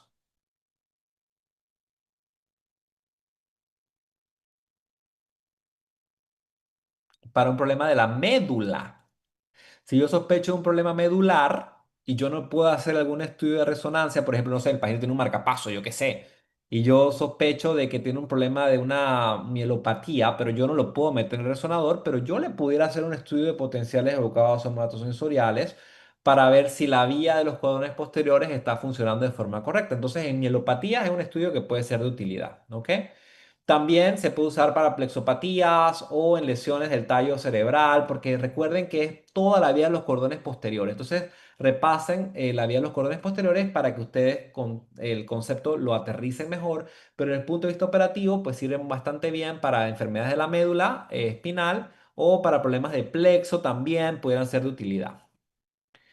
Cuando es un tema auditivo, también doy un estímulo, pero ¿por qué no le voy a dar un estímulo eléctrico al oído? ¿Están de acuerdo? Entonces acá el estímulo es auditivo. Y el registro también lo voy a hacer a nivel cortical. Pero acá lo que se van a formar diferentes ondas, pero lo que nos va a analizar es la vía auditiva, a diferencia de las potenciales evocados somatosensoriales que evaluaban la vía de los cordones posteriores, en los potenciales evocados auditivos evaluamos la vía auditiva y puede ser de utilidad, por ejemplo, en pacientes con tumoraciones de nervio auditivo o enfermedad como esclerosis múltiple que de pronto tiene una enfermedad desmielizante con una afectación de nervio auditivo pudiera ser de utilidad. Cualquier problema en la vía auditiva puede ser útil en los potenciales evocados auditivos. Y los visuales, nuevamente lo mismo, pero acá el estímulo va a ser visual. Se le sienta al paciente que mira una pantalla, un punto fijo, y luego tiene estas imágenes, es como un cuadrado, ve una pantalla que es un cuadrado, en el centro tiene un punto rojo y tiene un tablero de ajedrez que los blancos cambian negro y lo negro cambia blanco, y el paciente tiene que mantener la vista enfocada en el punto rojo y se están haciendo unos registros a nivel cortical, porque en los potenciales evocados siempre hay registro cortical, pero acá lo que nos permite ver, en vez de ver la vía de los cordones posteriores, como en los potenciales evocados somatosensoriales que sirven para mielopatía, o en los potenciales auditivos, que era la vía auditiva a través de buscar lesiones de nervio vestibular, acá nos va a servir para nervio vestibular, vestíbulo auditivo, o sea, por el nervio auditivo. Acá lo haremos para ver nervio óptico. Entonces, si el paciente tiene alguna neuropatía óptica, un problema del nervio óptico, ya sea neuritis óptica, una inflamación del nervio óptico, como neuritis óptica, que ocurre mucho en esclerosis múltiple, en espectro neuromielitis óptica, enfermedad por MOC, enfermedades del nervio periférico, del nervio visual, allí entonces el potencial evocado visual va a ser de gran importancia. Y la electromiografía es un estudio, a diferencia de los anteriores, este sí es un estudio invasivo, porque si se fijan, lo otro está a nivel de superficie. Los electrocefalogramas eran electrodos superficiales, el estudio de neuroconducción eran electrodos superficiales también, los potenciales también eran electrodos superficiales. Acá no. Acá hay un electrodo, sí, pero es profundo. Se introduce una aguja en los diferentes músculos. Entonces es un estudio invasivo, puede ser incómodo porque obviamente es una aguja que hay que estar introduciendo en el paciente y nosotros a través de introducimos la aguja en un músculo, por ejemplo, no sé, vamos a hablar del deltoides. Introduzco la aguja en el deltoides, yo primero le digo al paciente que no se mueva, introduzco la aguja en el deltoides y luego la voy moviendo un cuadrante, otro cuadrante, otro cuadrante, otro cuadrante. Entonces voy buscando registrar cuál es la actividad eléctrica del músculo en los diferentes cuadrantes. Entonces, fíjense que es un poco invasivo, pero además de eso, yo después le pido al paciente que haga algún tipo de movimiento suave. Antes de introducir la aguja, yo le tengo que explicar al paciente qué movimiento va a hacer el deltoides, por ejemplo, que es el músculo que yo voy a explorar. Entonces, si el deltoides lo que hace es la abducción del brazo, yo le tengo que explicar al paciente que en el momento que yo le diga, él va a tener que alejar el codo del cuerpo para registrar esa actividad eléctrica del músculo y luego le pediré que lo haga con fuerza máxima. Entonces,